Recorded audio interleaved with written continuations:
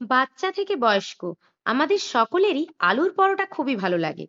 কিন্তু বয়স্কদের ক্ষেত্রে অনেক ঝামেলা। কারোর প্রেশার আছে, সুগার আছে, আবার অনেকে স্বাস্থ্য সচেতন মানুষ, তাই আলুর পরোটা খাওয়া যায় না।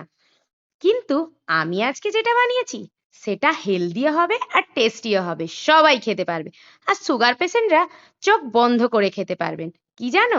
ঠিক ধরেছো, রাঙা আলু মানে মিষ্টি আলু দিয়ে আজকে দারুণ রকমের একটা পরোটা বানিয়েছি। আলুটাকে প্রথমে সেদ্ধ করে নিয়েছিলাম। সবাই দেখেছি আলুর খোসাটা সেদ্ধ করার পর ফেলে দেয়।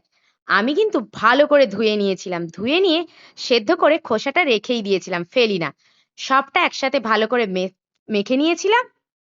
তারপরে বাড়িতে থাকাই কিছু ওই সামান্য মশলা, নুন, হলুদ, একটু গোলমরিচ গুঁড়ো, একটু জিরে গুঁড়ো, আর একটু ম্যাগি মশলা, আর আমার বাড়ির এই গরম মশলার গুঁড়ো, সব দিয়ে ভালো করে মেখে নিয়ে তাতে দিয়েছিলাম আটা। আমি কিন্তু ময়দা ইউজ করিনি, আটা দিয়েই মেখেছিলাম।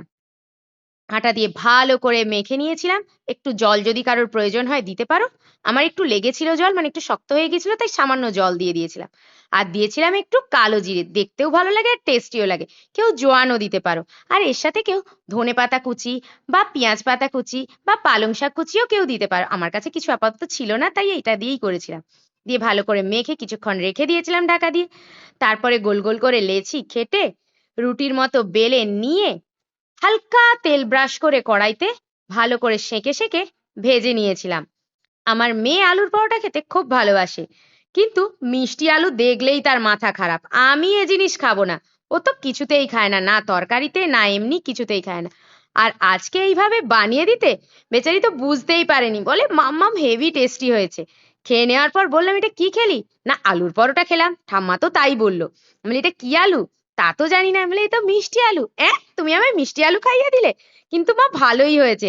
এইভাবে বানিয়ে দিলে আমি মিষ্টি আলু খেতেই পারি।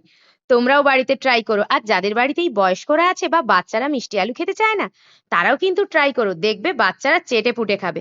আর বয়স্কদের জন্যও খুব ভালো হবে। তোমরা এইভাবে ট্রাই করে আমাকে জানিও। আমি একটু আলুর পরোটা করে নেওয়ার পর সুন্দর একটু পেঁয়াজ কুচি টুচি দিয়ে সাজিয়ে নিয়েছিলাম, যে যেটা দিয়ে খেতে পারো।